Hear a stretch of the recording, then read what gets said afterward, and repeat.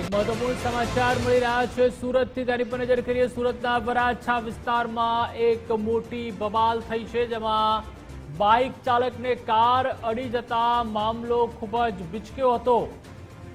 Bike ચાલકે કારમાં તોડફોડ કરી નાખી, અકસ્માત થયો હતો। ત્યારબાદ બાઇક ચાલકે સામે જે કાર હતી તેમાં તોડફોડ કરી વરાછા પોલીસની 4 PCR ટીમ પણ ઘટના સ્થળે દોડી આવી હતી। વધુ માહિતી માટે સંવાદદાતા રાકેશ જોડાઈ ચૂક્યા છે। રાકેશ, કાર અને બાઇક વચ્ચે અકસ્માત થયો અને જે બાઇક ચાલક હતો તેણે કારમાં ભારે તોડફોડ કરી છે, શું વધુ વિગતો?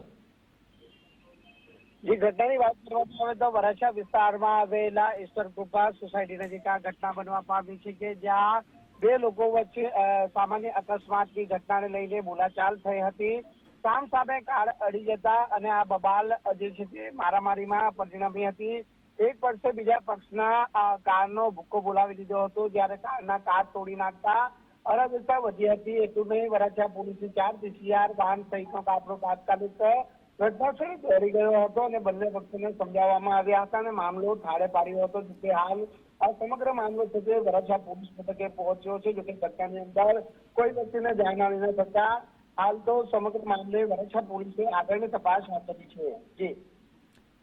જી આભાર રાકેશ, માહિતી સાથે જોડાવા બદલ। તો જે રીતની ઘટના સુરતના વરાછામાં ઘટી છે, બાઇક ચાલક તેમજ કાર વચ્ચે અકસ્માત થયો હતો અને ત્યારબાદ બાઇક ચાલકે એવી તોડફોડ કરી, જે કાર આપ જોઈ રહ્યા છો, કારના તમામ જે કાચ છે તેને તોડી નાખવામાં આવ્યા છે। ત્યારબાદ પોલીસ પણ ઘટના સ્થળ ઉપર દોડી આવી હતી, લોકોના ટોળા પણ એકત્રિત થઈ ગયા હતા અને કારનો જે રીતે કચ્ચર ઘાણ બોલાવી દેવામાં આવ્યો છે।